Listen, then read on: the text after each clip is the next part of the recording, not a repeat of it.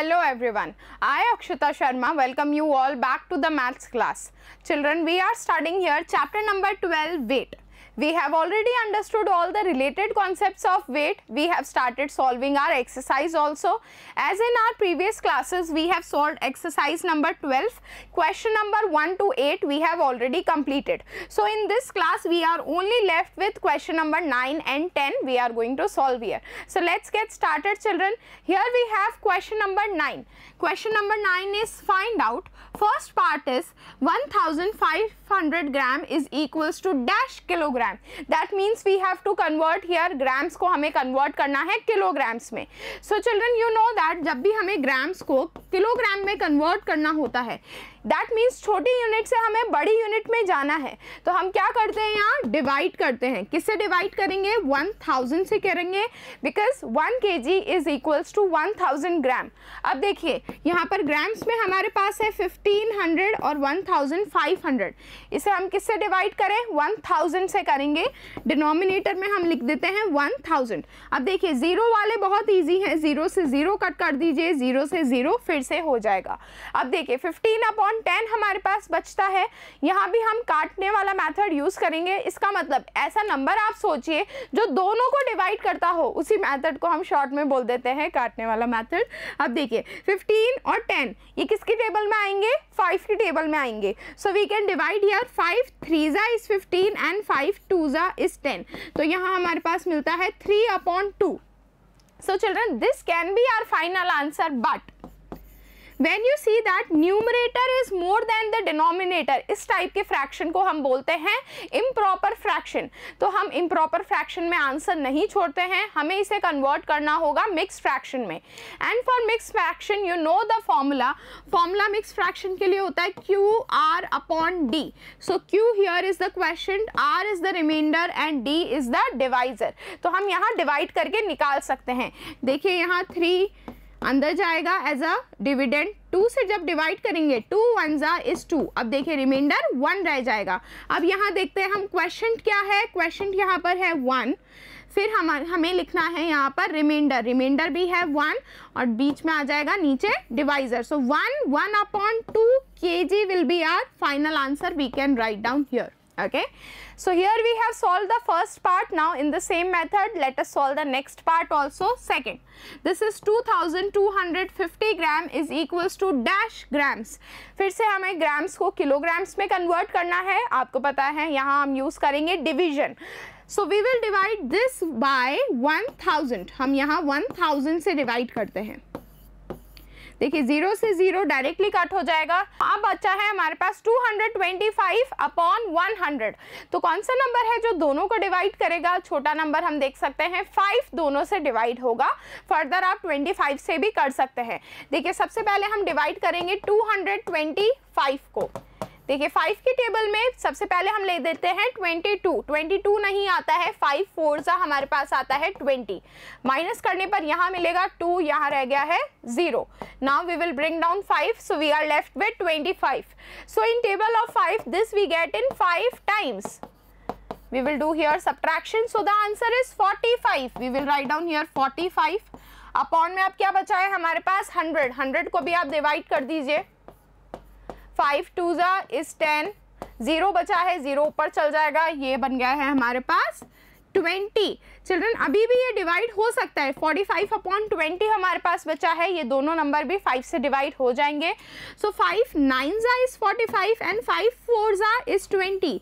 So the answer will be 9/4. But this is not our final answer. As we have understood, we never leave the answer is improper fraction, क्योंकि यहाँ पर numerator बड़ा है और denominator छोटा है. हम इसे कन्वर्ट करेंगे मिक्स फ्रैक्शन में. देखिए किस तरह से करेंगे. डिवाइड करके कर देंगे हम. 9 अंदर जाएगा. 4 से कितने टाइम्स में डिवाइड होगा? 4 2 इज 8. हमारे पास यहाँ रिमाइंडर बचेगा 1. सो यहाँ हम सबसे पहले लिखेंगे क्वेश्चन हमारे पास है 2, रिमाइंडर है 1 और डिवाइजर रहेगा same.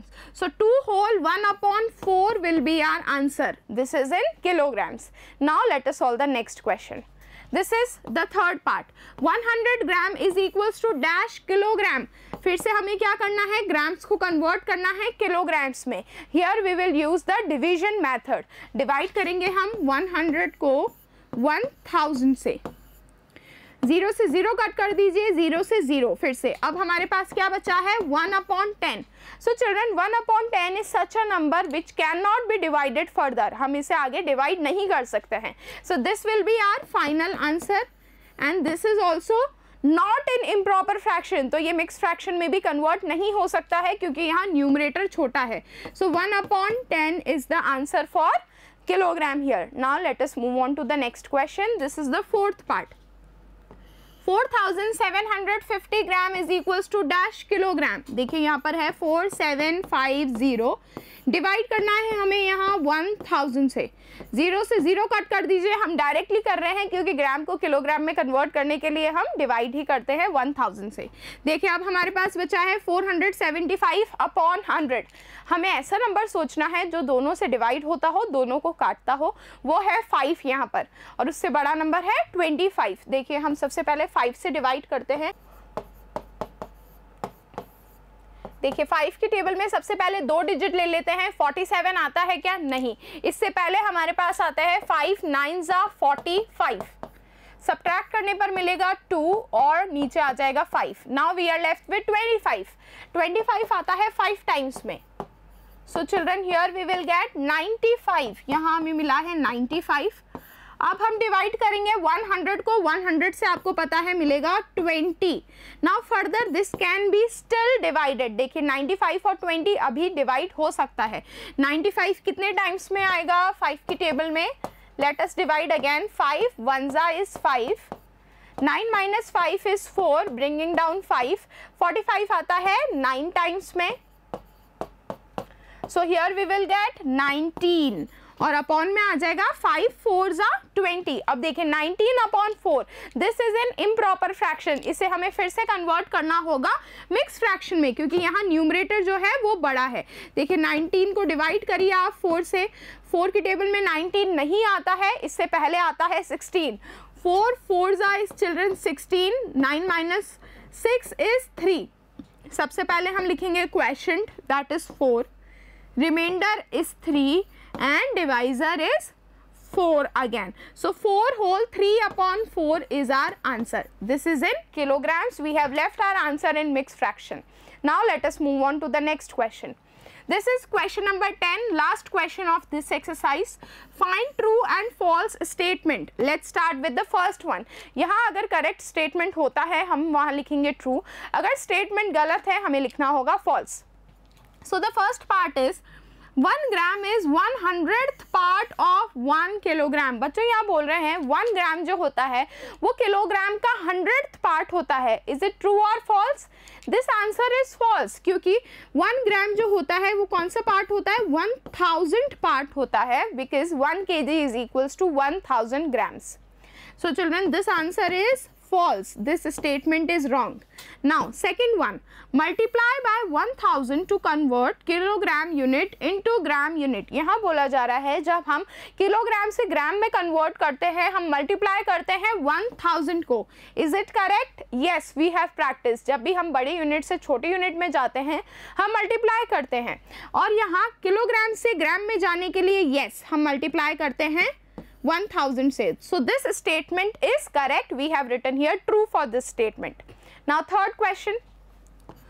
4 packets of 250 gram salt can be formed from 1 kg of salt. अगर हमारे पास 1 kg of salt है उसके हम 250 grams के 4 पैकेट्स बना सकते हैं क्या? Yes, we can make it. तो आप इसे 2 टाइप से चेक कर सकते हैं. 250 को आप 4 से मल्टीप्लाई करिए, यहाँ आपको मिलेगा 1000. ये करेक्ट है because 1000 gram is equals to 1 kg. Second method आप चेक कर सकते हैं 250 को 1000 से डिवाइड करिए, you will get here 4. Okay, so children this statement is true. It is correct. Now, fourth statement. The size of wooden stick, iron weight unit are equal their weights are also equal। यहाँ बोला जा रहा है wooden stick की जो size होती है वो इक्वल होती है आयरन वेट के, अगर उनका वेट इक्वल है। So children this statement is wrong, क्योंकि साइज मैटर नहीं करती है। Size can be different for different materials, but उनका वेट सेम होगा। ओके, तो वेट सेम होगा बट साइज हम नहीं बोल सकते हैं वो सेम होगी। So this statement is false. Children, here we have solved exercise number 12. With this, our chapter has come to an end. We have understood all the related concepts of weight, that we measure weight in units of kilograms and grams. We have understood the relationship between both. We have understood how to convert different type of units, and that we measure weight in the iron weights, that we have learned with the help of BART, and we have solved different type of word problems also. So children, here we have completed this chapter. In the next class we will start our new chapter, that is chapter number 13. You all have to practice in the same way. We will meet in the next class. Thank you everyone. Keep learning, keep growing.